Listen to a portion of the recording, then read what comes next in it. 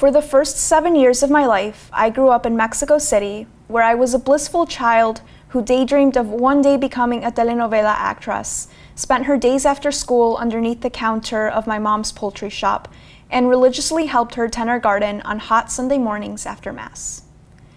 The blissfulness of my childhood came to an abrupt end the moment I opened the door to our house one stormy night in 2006 and found our belongings scrambled on the floor, our windows broken, and our back door wide open. I stood at the threshold of our doorway, feeling too afraid to step inside. Just as our tables and chairs had been turned upside down, my life at the age of 7 had been ransacked.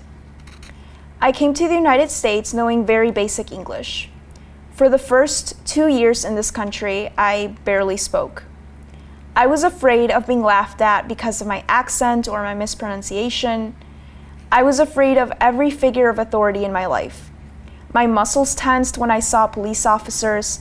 I avoided any interaction with our landlord, and I submissively followed the orders of my teachers.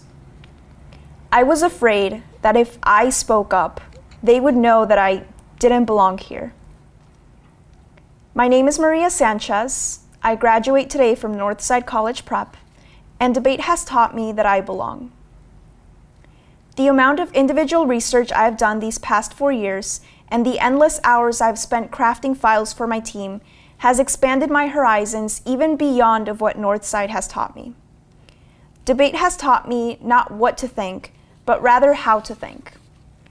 Before I did debate, I took everything at face value. I consumed mass media irresponsibly. I believed every conspiracy theory I read, never thought of checking my sources of information, and never bothered to think about multiple sides of a story. Needless to say, after 4 years of having my evidence be torn apart by my opponents, I've become one of the best researchers on my team and on the summer debate institutes I've attended.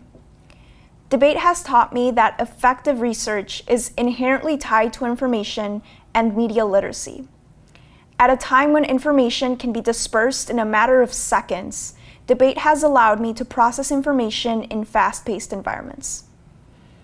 As each debate season progressed, my personal investment for the resolution grew.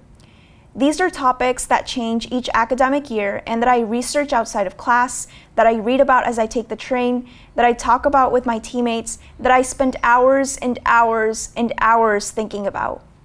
From the oceans topic last year to the surveillance topic this year, my curiosity has led me to become involved in environmental and immigrant rights organizations.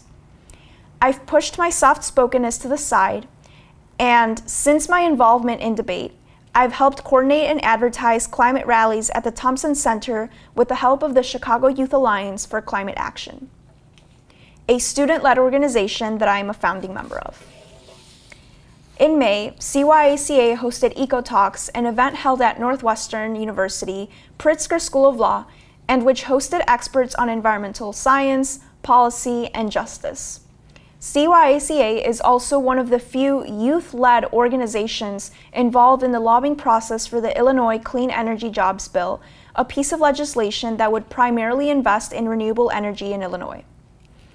As a firm believer that we should protect the only planet we can call home, I had the privilege to speak at the 2015 Illinois Earth Day rally, which was held just steps from a statue of Abraham Lincoln in the Illinois state capitol. As an activist for the rights of immigrant workers, I've been recently involved in the fight to pass the Illinois Domestic Workers Bill of Rights, a piece of legislation that would give basic workplace protections to domestic workers.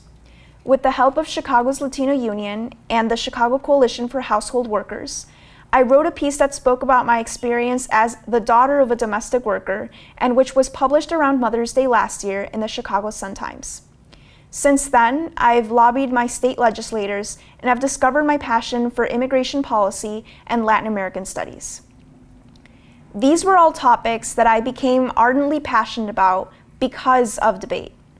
My belief in the power of debate and my commitment to my team and my community paid off this April after the National Association for Urban Debate League honored me as Urban Debater of the Year.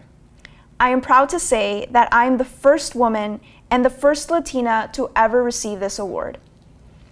In the fall, I will continue my studies at the University of Kentucky, where I have received a full tuition debate scholarship and where I hope to major in political science with a minor in Latin American studies. Not in a million years would I have guessed that I would become who I am today. Perhaps that's because before I joined debate, I would have never thought of myself as someone that would ever speak up. After 4 years in this activity, I now know it was never about the volume of my voice. It was about me finding what I was passionate for and committing myself to a fight for justice. This is my voice, and it is louder than ever.